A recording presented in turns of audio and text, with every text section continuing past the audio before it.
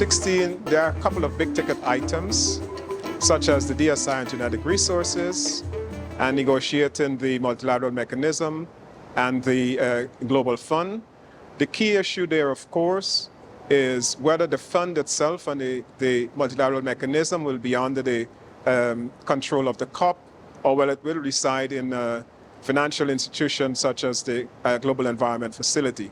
So this is a decision still to be made. Another big ticket item, of course, is the participation of indigenous people and local communities in the activities of the CBD, in the conservation of biodiversity and sustainable use of biodiversity. And that is the Article 8J.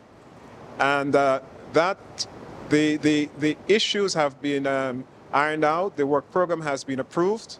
But what is left to be done is whether a separate subsidiary body on Article 8J will be approved by the COP.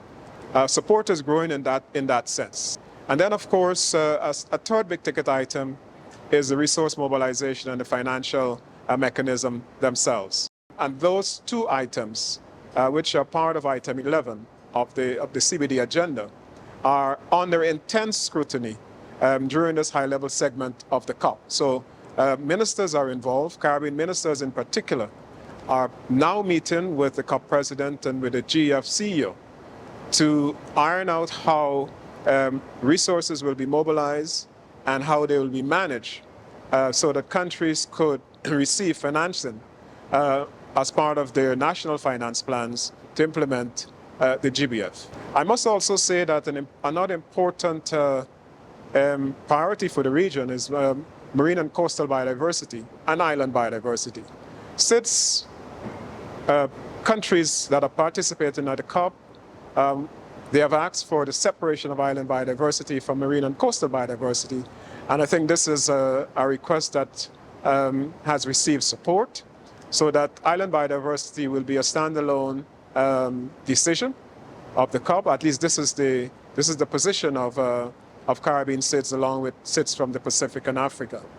And so the COP is moving along well. We're in the penultimate day, so we are certainly seeing intense negotiations. High-level government functions are meeting with negotiators to ensure that they receive the necessary support